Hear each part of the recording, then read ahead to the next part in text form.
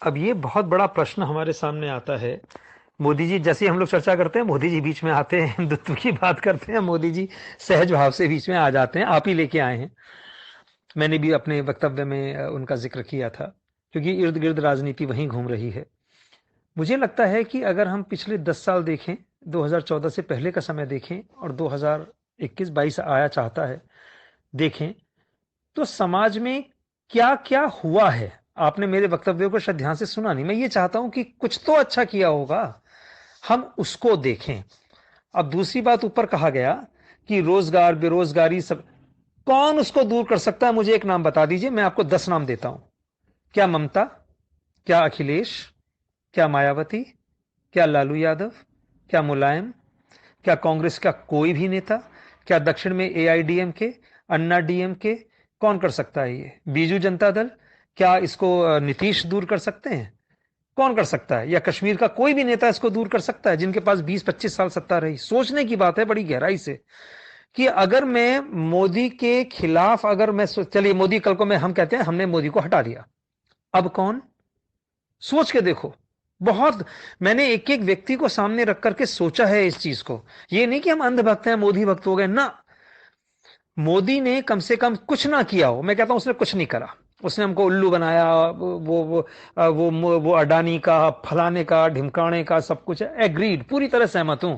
लेकिन एक काम तो उसने किया है भाई साहब, जो कोई नहीं कर पाया पिछले 60-65 सालों में। जबकि मैं खुद राजनीति से परे रहता था, नहीं था, लेकिन जो मैंने समाज में उसने एक राष्ट्रभक्ति, देशभक्ति की भावना, चाहे जिस भी तरीके से, मैं नहीं जानता, वो तो पैदा की है भाई, इसमें तो कोई दो राय नहीं है। अब सोच के देखिए कि क्या आप 2014 से पहले इस प्रकार सोचा करते थे जैसा कि आप आज सोच रहे हैं, या आज यहां पर आप लिख के भेज रहे हैं? क्या ये धारणा पहले थी आपकी? हम जहां देखते थे, जो भी सरकार हुआ करती थी हमारे सामने था। अब हमारी व्यवस्था का अगर कोई पालन कर रहा है, न्याय व्यवस्था के अंदर कुछ चीजें चल रही हैं, कुछ चीजें नहीं पकड़ पाए, अब कोई विदेश भाग गया, उसको लाना उनके हाथ में नहीं है कि वो जाएंगे और कॉलर पकड़ के खींच के ले आएंगे। उसकी एक पूरी प्रक्रिया है जिससे कि गुजर रहे हैं। अब कई लोग कहते हैं जी विदेशों का पैसा नहीं आ पाया, आपको क्या लगता है? मैं तो खुद स्विट्जरलैंड गया हुआ हूं, मैंने तो सारी चीजें अपनी आंखों से देखी हैं वहां पर। मैं तो महीनों रहा हूं यूरोप के अंदर, इसलिए मैं उन चीजों को देख के, वहां से एक पैसा कोई भी सरकार नहीं ला सकती। मैं गारंटी देता हूं कि कोई भी सरकार आ जाए, खुला चैलेंज है ये, कि एक पैसा मुझे वहां से वो लाके दिखा दें। लेकिन सत्ता में आने से पहले ये कहा गया, विचार तो अच्छे थे कि मैं, हाँ, पूरी कोशिश रहेगी। उनका विचार था कि 15 लाख रुपए, अरे उनका वो भाषण सुनो।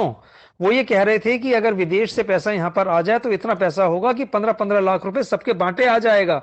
ना ये कहा था कि वो दे देंगे, अगर आपके पास कहीं से वो कटिंग है तो आप भेजें, मैं, वरना मैं खोज के उसको भेजूंगा आपको। उसका मतलब ये नहीं था। गलत चीजें क्यों कोट करते हो? सबके परिवार हैं, सब लोग अपने धंधे पानी करके बैठे हुए हैं। एक एक को देखो ना, खोद के देखो। मैं तो सिर्फ एक प्रश्न आपसे पूछता हूं, मोदी के बाद अगर आज चुनाव हो जाते हैं, कौन जिसको आप कह सकेंगे भैया ये हमारी बेरोजगारी 1 साल में हमें नौकरी दे देगा, हमारा टैक्स हटा देगा? वो कौन? उसका नाम मुझे बता दो। और जिसमें राष्ट्रभक्ति, देशभक्ति की भावना कूट कूट के भरी हो, ये बता दो। अगर कोई व्यक्ति बहुसंख्यक समाज को एकत्र कर रहा है, तो क्या ये गलत है क्या? वो अल्पसंख्यकों को तो कुछ नहीं कह रहा, आप अपनी धारणा बनाए रखो। जो काम पुराने गलत हुए हैं उनको अगर ठीक किया जा रहा है तो आपत्ति क्यों है समाज में? मैं तो हैरान हूं कि गद्दार हमारे बीच में छिपे हुए हैं। कल को अगर चाइना पाकिस्तान आक्रमण कर दे ये लोग, तो एयरपोर्ट पे जाके स्वागत करने खड़े हो जाएंगे उनका। पता है, ऐसे लोग हैं। और आज समझ में आ रहा है कि पहले जो हमारे पर आक्रमण हुए होंगे तो आप जैसे लोगों ने उनको समर्थन दिया होगा। आप ये सोचिए कि वो जो यहां आके टिक गए, कोई उनका विरोध, अरे आ जाओ यार, आ जाओ, बहुत अच्छा, हम तो बिल्कुल समदर्शी भाव है, नहीं नहीं आप भी अपने आ जाओ। अब वो समाज नहीं है मित्रों। ये मत सोचो, अगर आप जो हो उसको पहचानो, जानो। उस काल में मत जाओ जब कुतुबुद्दीन ऐबक यहां पर आए थे, और खिलजी आए थे, और गौरी आए थे, गजनवी आए थे। तो आप जैसे ही लोग बीच में रहे होंगे जिन्होंने कहा होगा आ जाओ, स्वागत है आपका। आप तो तैयार बैठे हैं स्वागत करने के लिए, कि कल को चाइना आक्रमण करे, आजा भैया आजा, ले जा ले जा, तो हमारा ये पूर्वोत्तर भारत ले जा। ये भावनाएं आपकी परिलक्षित हो रही हैं। मैं तो हैरान हूं, मतलब ये पढ़ के सोच के कि ये पढ़ा लिखा समाज ऐसी बातें कर रहा है ऊपर। हम में, कम से कम भारतीयों में, चाहे वो किसी भी कास्ट के हों, मैं किसी का विरोध नहीं कर रहा यहां पर, लेकिन एकता तो चाहिए, और वो स्थापित कर रहे हैं। आज तक कभी हमको ये एहसास ही नहीं हुआ था कि ये चीजें, हम तो हमेशा ये मुल्ला मुलायम सुनते थे कि ये चीजें होती हैं, इनके मदरसे चल रहे हैं, इनके फलाना चल रहा है, ढिमकाना चल रहा है, हम तो हमेशा ये चीजें सुना करते थे। पहली बार हमने ये देखा कि आरती इतने भव्य स्तर पे हो रही है। हमने तो कभी कोई डर के मारे, हम कभी हरिद्वार जाते थे, चुपचाप जाके पानी में आ जाते थे डुबकी लगा करके, या कहीं और गए, अपने आ गए। आज उसको दुनिया देख रही है, वैभव को, भारत के वैभव को, जो अभी का नहीं है, प्राचीन है। उसको बस उकेरा गया है, उसको तराशा गया है, पत्थर में वो चीज छिप गई, जैसे पत्थर में प्रतिमा निकल आती है बाहर, उस प्रकार से वो चीजें आई हैं। और ये तो सत्य है ना कि मंदिर तोड़ के मस्जिदें बनाई गई। इसको आप बदल दोगे क्या अपने तर्कों से? और इसको अगर ठीक करने का प्रयास बहुसंख्यक समाज के लिए किया जा रहा है तो क्या बुरा है? क्या ये चीज आप दूसरी जगह कर सकते हैं? जरा करके तो दिखाओ, बोल के तो दिखाओ ना। इतना लिखोगे इतनी देर में अंदर हो जाओगे। चाइना के अंदर वो जो सबसे बड़ा वहां का व्यापारी है, मस्क या कुछ और नाम है, मैं नाम भूल रहा हूं उसका, जो एक बहुत बड़ी चेन वहां पर चलाता है, एक लाइन बोलने पे आज तक उसका पता नहीं है कि वो है कहां।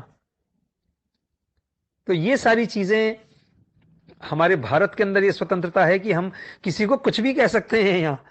ये बड़ी विचित्र बात है, और इसका ये लाभ उठाया जा रहा है। इस बारे में थोड़ा विचार करें। मेरा प्रश्न अपना मैं फिर दोहराता हूं, मोदी के बाद ऐसा कौन, विपक्ष में, मैं फिर कह रहा हूं आपसे, विपक्ष में ऐसा कौन सा व्यक्ति आप देखते हैं? मैंने 10 नाम आपको दिए हैं, उनमें से कौन नेता? क्या शरद पवार बनेगा? क्या ममता दी बनेंगी? बन जाएंगी, लेकिन वो क्या करेगी ये सोचो ना। वो करेंगे, उसने क्या अपने बांग्लादेश, पश्चिम बंगाल के अंदर बेरोजगारी मिटा दी क्या? वहां पर सारे खुशहाल, जाके देखो, पता लगेगा कलकत्ता की क्या हालत है और उसके आसपास के इलाकों की। बीजू पटनायक ने उड़ीसा के अंदर मिटा दी क्या? अन्ना डीएमके ने कर दिया क्या? एआईडीएमके ने कर दिया क्या? कौन कौन पूरी बेरोजगार? अरे भैया, नहीं दी जा सकती। 130 करोड़ जनसंख्या है। जो मेरा आकलन है, अगले 25 साल तक लोगों को नौकरियां जो हैं वो 100% नौकरियों की, हम लोग 5% ही नौकरी दे पाए, 2% ही दे पाए, वही बहुत है। हम लोग जनरेट करें जो मोदी जी कर रहे हैं। तुम अडानी को गाली तो देते हो, अंबानी को गाली तो देते हो, तुम्हें पता है कितने लाखों लोग उनके यहां काम कर रहे हैं? अरे भैया, ऐसे लोगों की तो पूजा की जानी चाहिए। इन लोगों ने हमको एम्प्लॉयमेंट दे रखा है, काम दे रखा है। अगर ये लोग नहीं होंगे तो काम कौन देगा? कौन कौन नौकरियां और एम्प्लॉयमेंट जनरेट कैसे होंगी? अब बैंकों के थ्रू लोन मिल रहा है, कितने बच्चों ने अपना काम खड़ा, मैं तो स्कूल में पढ़ाता हूं, मुझे तो मालूम है, हमारे यहां तो 12वीं के 11वीं के बच्चों ने अपने बिजनेस खड़े कर लिए हैं। तो बहुत फायदा हुआ है, ऐसा मत कहिए आपकी नहीं हुआ। हमारे यहाँ घर में जो काम कर रही हैं, जो बच्ची 22-23 साल की है, उसके घर के अंदर बहुत स्थितियां थोड़ी सी ठीक नहीं थी, तो उन्होंने कहा कि हमारे यहाँ तो राशन आता। तो ये इतने गहन काम किए जा रहे हैं जिस पर हमारी निगाह नहीं जा रही। वास्तव में बहुत काम हो रहा है, वरना अब तो समाज न जाने क्या हो चुका होता। इस चीज पे थोड़ा सा विचार करिए।